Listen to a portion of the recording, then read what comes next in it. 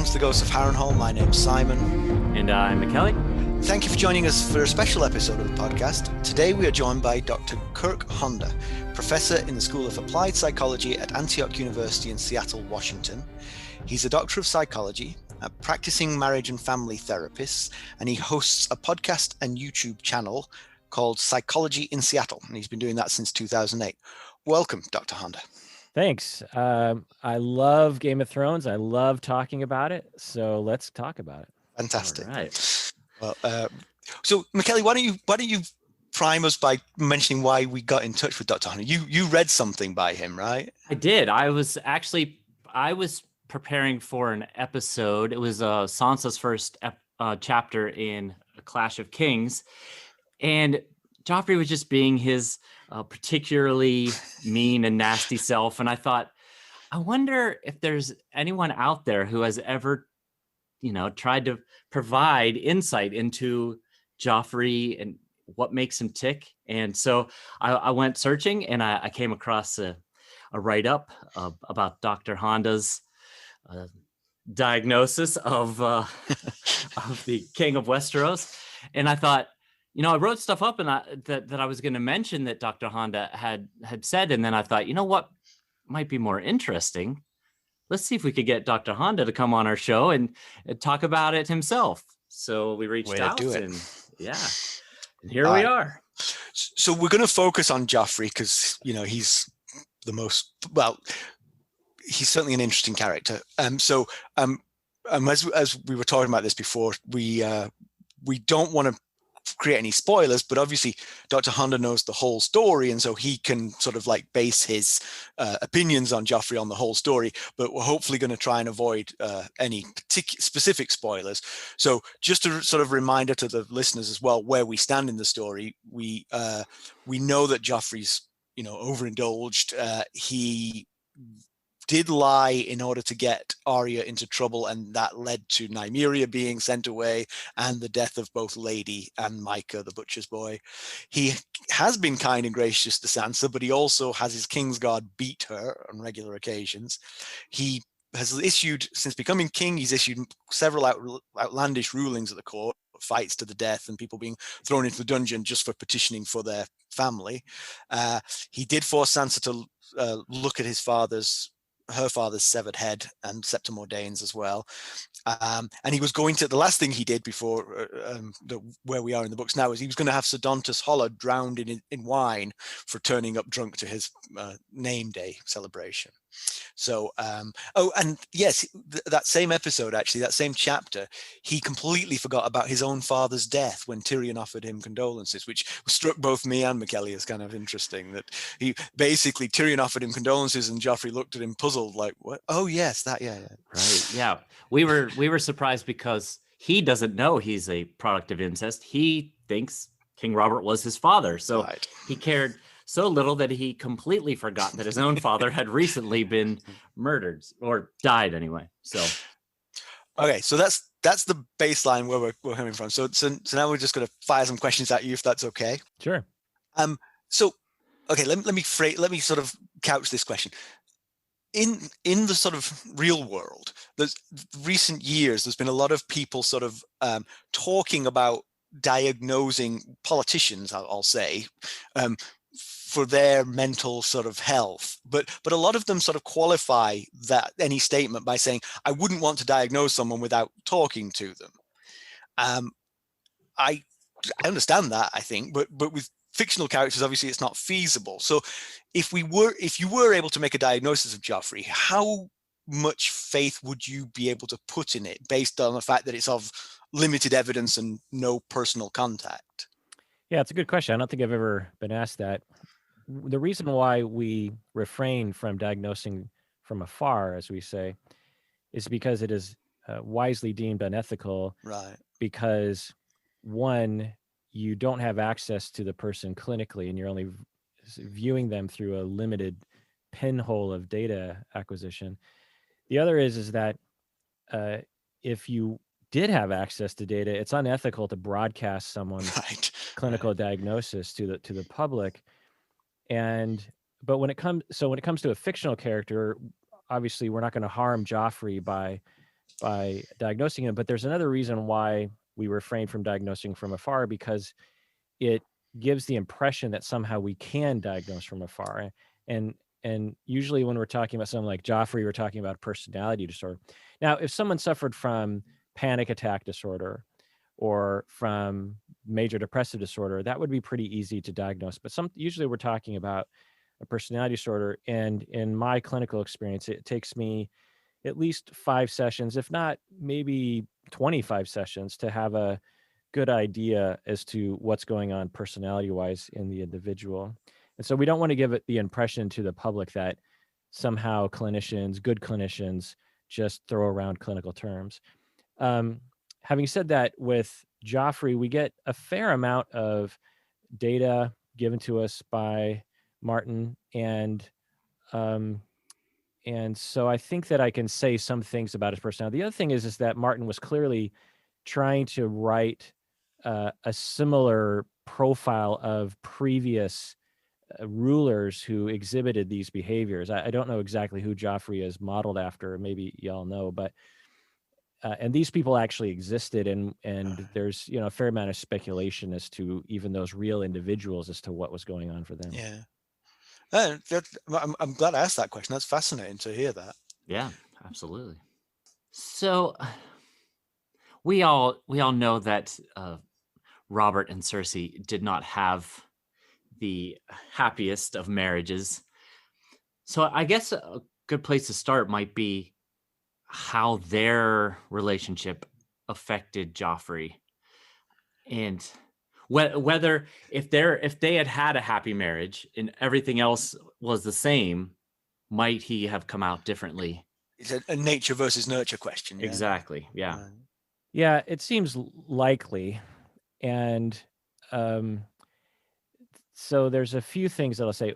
The first, maybe quicker answer is that there's a lot of royalty, even in British royalty, who aren't raised by their parents. They're raised by governesses or whatever you call them over there. Sure. And governesses or nannies or whatever we call them. And a lot of times that relationship is more critical to one's development as a moral human being than it is with their relationship with their biological parents, who are the rulers. It's a sign of affluence and of class to have someone do the dirty work of parenting, which is really the attaching and the feeding and the playing and the attending to a child. Children need that from a caregiver, and whether it's from a nanny or a parent. Having said that, for Robert and Cersei, their relationship was strained for a long time. And also, Robert was a violent drunk. I know that Robert is supposed to be, in some ways, a hero to us in certain ways, but he regularly beat everyone around him in his family, Joffrey and Cersei included. And we can all understand that that's not okay, and it's gonna hurt someone. And then Cersei herself, though, had her own developmental issues neurologically growing up in the Lannister household. I did a whole deep dive on her personality too on my podcast, Psychology of Cersei, and made some interesting discoveries when you really dive, because Martin writes in such a dense way that little details will just like pass you right by. Oh yeah. There's actually a fair amount of detail about Cersei's childhood and the way Jaime and Cersei were raised by their mom and their dad. Anyway, point is that Cersei herself also had issues and was distant from Joffrey emotionally, but would shower him by spoiling him because he's the heir to the throne, right?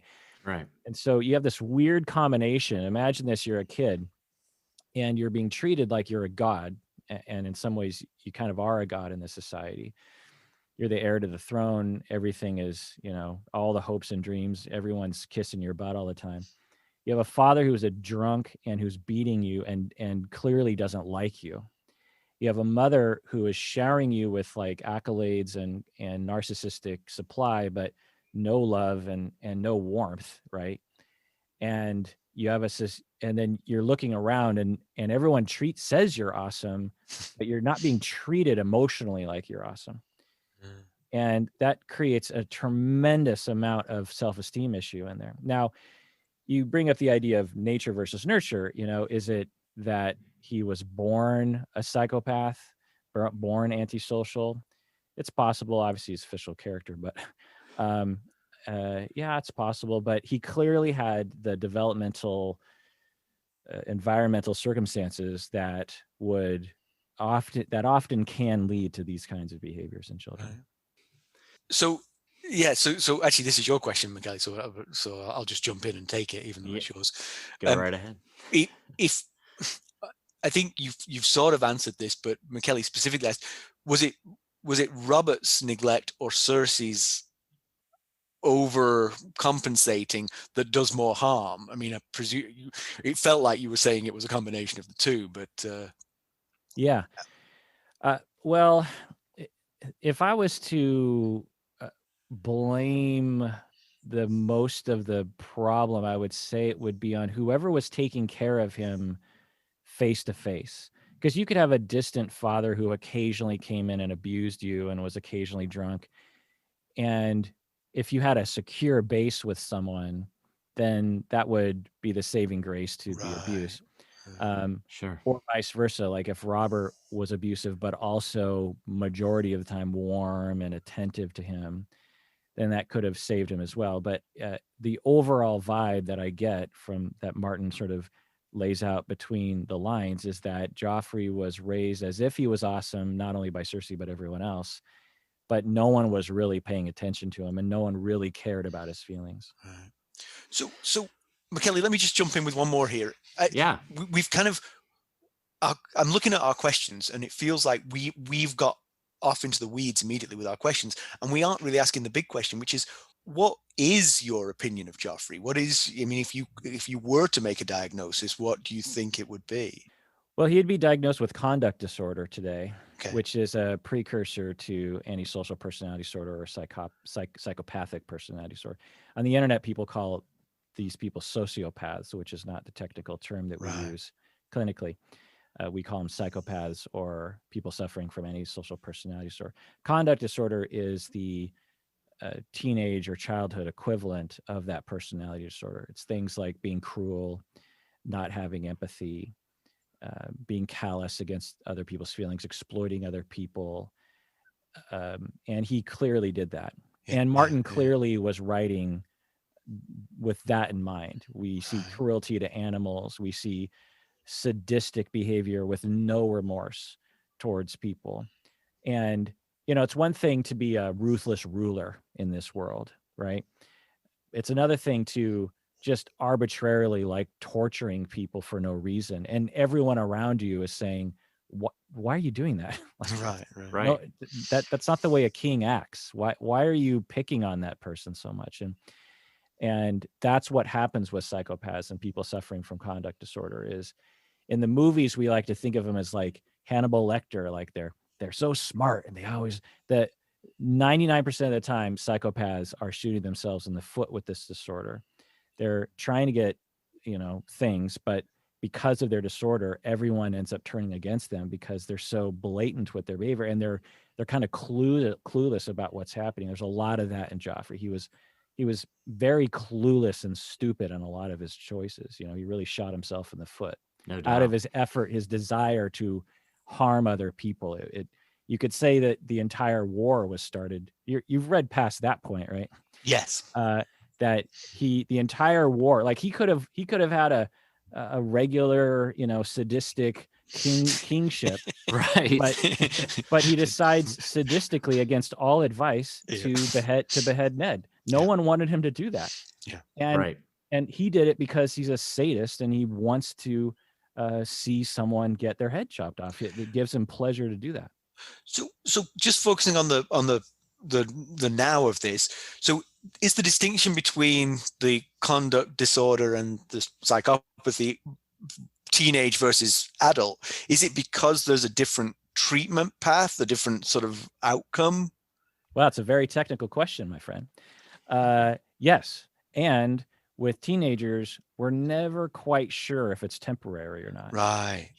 Because there are some kids who have phases very unfortunate phases that they go through that they actually do grow out of.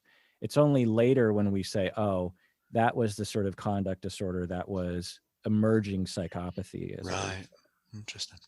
So back to some of the events in the story. Do you think that Joffrey's horrible treatment of Sansa could have its roots in how Robert treated Cersei, like an example of how you treat a betrothed in this case, or wife or significant other? Yeah, actually, I hadn't thought about that. It's a good insight. That he was modeled what a king operates like. He was modeled what a man operates like. But through his psychopathic lens, he interpreted it in the behavior that he does towards Sansa, instead of doing it perhaps in the Robert abusive husband sort of way, Right. which is not necessarily personality disorder, but more of a misogynistic control over women behavior that some men will do. But yeah, that's interesting to think about. And I really thinking about Joffrey, I thought about this line of thinking a lot, which was that we have to remember that he was 13 when he became king. So Yeah. think about ourselves when we're 13 and how stupid we were, okay? and how black and white we were, and Oh, how it's sure. like, especially if you're given a task of ruling the known world, and how you might, and you see a lot of kids do this. Well, they'll really assert their manlyhood. Certain boys will do this in very overt, silly ways, but we say, well, they're 13. Right. And you wonder, like, if he had been given a chance to grow up a little bit more, if he would have balanced out a little bit and not been so desperate to prove himself. But that leads me to another quality that he has, which is what we call narcissism. And I'm not sure if he suffers from the personality disorder, but he definitely has the personality leaning. And that comes from his clear amount of spoiling and constantly being told that he's awesome and and beautiful and smart, and the thing that they don't really show in the TV show, I don't know about your all opinion, is that in my head, I had a vision of like a young Brad Pitt, not the actor that they chose. Joffrey's supposed to be like Jamie beautiful. I mean, he's the daughter, he's the son of Jamie. And oh, do we know that yet? Yeah, we know that. Yes, right? we do. We do. Yeah. Not everyone in the book knows yet, but we do. Yeah. And he was tall and handsome, and anyway, so he's treated like he's the most beautiful creature on the planet. He's the most special thing, and he is being neglected emotionally. And when you're in a situation like that, one of the available coping mechanisms that you have as a child is to convince yourself that you are perfect, because if you convince yourself of that, you stave off the notions of 100% worthlessness that's underneath it all. Sure. Yeah. Does birth order play a part? I mean, Joffrey's the eldest of three. Are these kinds of problems related to birth order? Is it the eldest? Is it the youngest who suffers most commonly? Do you hate your older brother? Is that what this is about? I just wonder why my younger brother hates me. No, birth order has no factor in psychopathy. Except in this case, of course, because of the fact that he became the heir, and so some of the things you were just talking about were forced on him because of the birth order in this case. Right. Yeah. We have to wonder if, for whatever reason, he had an older brother and he had the same genetics and the same, he would have been raised maybe a lot different, a lot less expectations, a lot less narcissistic supply, a lot less disappointment from the father. I mean, we see Tommen, and we don't get a lot of background about that, but we wonder about if Robert and Cersei were a little bit more tender with Tommen because they didn't need him to be a tough king. Sure. Yeah, that's interesting, because I was thinking about the fact that all three kids grew up in the same environment, but that might not technically be true, because Joff was being groomed to be heir. So he might have had a different upbringing than his two younger siblings, who don't seem to have the same issues that he does. Right. Now, speaking of what you were talking about a few minutes ago about Joff's appearance, during my research of some of the things you had mentioned, could you talk real quick about what is considered his feminine features and his pouty lips, his long curly blonde hair, and how that might have affected him and helped bring some of this on? Yeah, I thought about that too, about how in a masculine centered world, particularly if you're going to be king and being bullied for looking like a girl, that he would overcompensate through overaggression. And people do this all the time. When people are quote unquote emasculated, they have a coping style available to them, which is to become hyper masculine and to constantly assert their masculinity through overt toxic masculinity of aggression and violence and put downs and other kinds of things that we could go into. But that's an absolutely sound hypothesis as to what might contribute to his behavior. Yeah. So, I mean, some of your other answers have sort of led me to this, but one of the questions that we were both interested in was, at various points, he was in sort of the prehistory of the books, there was talk of him being fostered elsewhere by his grandfather Tywin at Casterly Rock, or, I mean, not exactly a fostering situation, but Robert hoped that Ned would help to bring him to heel. Neither of those things happened. Neither of those had an opportunity to happen, but his outcomes could have been different had those things happened. Yeah, you just have to wonder if, and it's just interesting because it's still kind of happening today among wealthy people. This notion of like, something's wrong with my kid. Well, what if we send him away? You know, Sure. maybe that will teach him a thing or two, because what it ignores is the deep need that all children have for secure attachment from day one. Now, in often situations, that's with the biological parents, but let's say that's not possible for various reasons. It has to be with someone. And if it's a nanny, that nanny better stay in that person's life for a long time, you know? And we play real fast and loose with that sometimes because people aren't educated enough on attachment theory. Right. Now, one thing that we all know, but that Joffrey doesn't know, is that he's a product of incest. So could that have a biological repercussion that led to his psychological makeup? 100%. When you involve the chance for recessive genes and other kinds of unfortunate mutations that can happen from inbreeding, there can be effects on your brain and your personality. But given that he didn't have other malformations, if I were to be working with him, I wouldn't put that high on the list. There's enough in his history to point to why his personality developed. Sure. I wouldn't have to turn to a genetic cause. Okay. Now, one thing that you that I found really interesting in some of your ideas on Joffrey was the family systems theory. Could you talk a quick bit about that? Explain that. Yeah, I made this episode, I don't know, 7 years ago, so it's hard for me to remember what I said. But systems theory is the theory of looking at systems and applying the systems theory to human systems. Is that you will have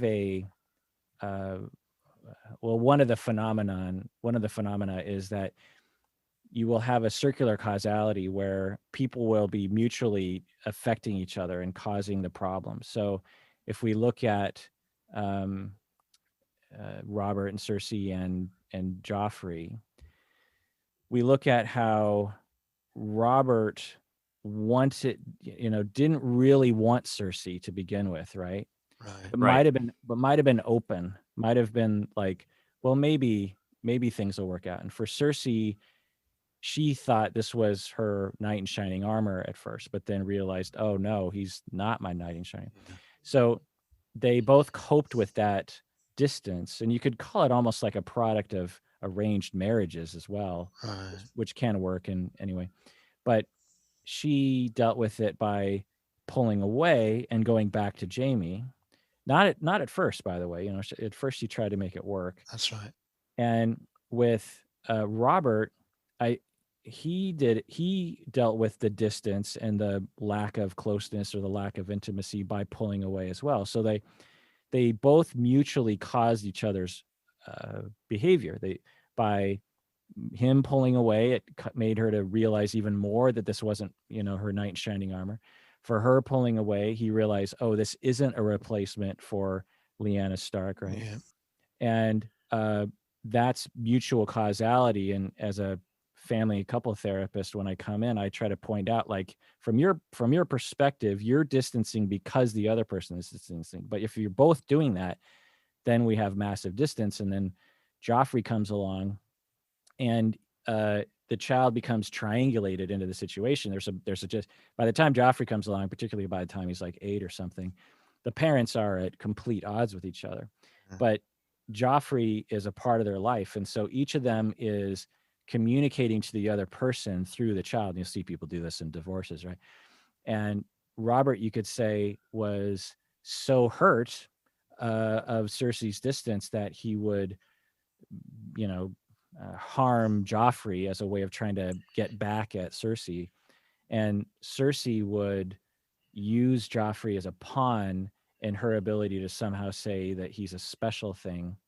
And then, of course, Jamie gets pulled into the system as well, and all that. But so I don't know if that answers your question, but that's what comes to mind. Yeah, that's great. So one thing I was going to ask was, I mean, presumably George Martin is not an expert on mental illness. Has he done a good job of it? I mean, I guess the nature of this is you're just making someone up and you're giving him some traits, and those traits could be diagnosed. Is Joffrey believable? Yes. Okay. So I don't know what his background in psychology is, but he is a history nerd. Okay. And he's basing Joffrey, at least in part, on actual human beings who exhibited this behavior in history. Right. And when you base it on a real person, then it's going to be a lot more accurate. Yeah. And I guess you yourself don't need to have the knowledge of the mental illness you're writing about, because basically you're just replicating someone who had that trait, and therefore you're... I mean, I guess so, but a lot of his characters, which is what makes him such a great writer, because there's a lot of, you know, fantasy-ish writers out there. What I always loved about his writing was how the characters I just felt so connected to as real people. Right. I don't know if you can see me, but behind me I have a Tyrion figurine. Actually, it's not really in the camera. It's like, okay. Because Tyrion's character is just so rich, especially in the books. I also have a Brienne of Tarth figurine from the Sapphire Isles, right? And so he must, and good writers will be also psychologists. People who write good characters are keen observers of humans.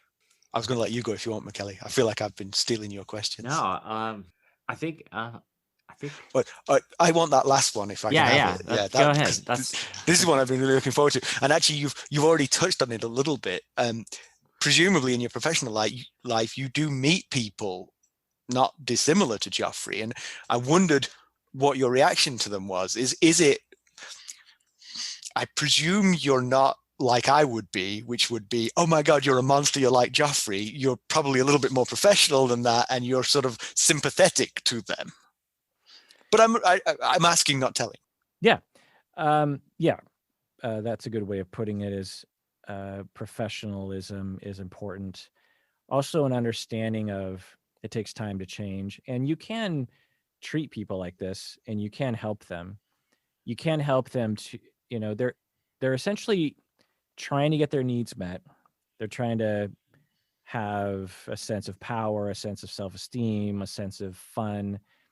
But because they lack empathy, they don't really understand how to navigate relationships in a way that actually helps them. A lot of psychopaths end up in prison because they're lonely and they don't understand what's happening around them. And they're also quite impulsive, which is another thing that Joffrey was as well. Oh, yes. And they're often suffering. And so they want help, and there's various different ways to help them. You can't cure the psychopathy, though. It's a matter of how can they manage it so it doesn't ruin their life, which they're most interested in. And if we can connect other people's lives to, if you harm other people, it's going to ruin your life. So, Right. and that's the only way that they typically will be motivated, Okay. And so there's that. But I'm a human being like anyone else, and these individuals, depending on the severity, can be terrifying. And I'm when you sure. talk to them, it's common to have what we call countertransferential feelings of deep lack of safety and of horror, really. One, Sure. that someone like this exists, and two, I'm sitting in a room with them, Yeah. and it can, the way that they talk, and sometimes, maybe often, they'll try to pull one over on you. They're schemers. They're always, they feel like the only way they can get their needs met is if they manipulate other people. And it's not true. And that's part of the treatment of just like, you can just like ask me for things. You don't have to trick me into doing things. And part of that has to do with their upbringing and the way that they were raised. And that's how they essentially learned psychopathy, was like, the only way I can get my needs met is if I'm tricking someone else. I have to plan in advance. I can't just be vulnerable and ask for something. Anyway, yeah, it can be terrifying. So we had some technical difficulties at this point, and we lost Dr. Honda. So we'll just sign off here. But I would like to say that was absolutely fantastic, absolutely fascinating. Fantastic. Yeah. I could have talked to him for another 2 hours. I mean, I think he probably would have wanted off before then, but just Right. absolutely amazing. I mean, his job sounds really interesting. Yeah. And, me with my minor in psychology, I basically felt like I was, Talking to someone at the same level. Yeah. I was talking shop with him, I was not thinking the same thing.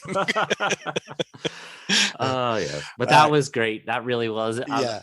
Thank you so much, Dr. Honda. I wish we could have. You could be here to hear that. Yes, yes. Yes. Definitely check out his podcast, Psychology in Seattle. Yep. And thank you so much, Dr. Honda. We really appreciate it. And I was just joking with Mackelly before we started recording this. As soon as someone does anything aberrant in Game of Thrones, we're going to have you back on to discuss it. Or in our family lives. I don't remember that happening in Game of Thrones. I don't remember the character Ethan. All right. Well, as always, thanks for listening. Yep. Thanks. Bye. Bye.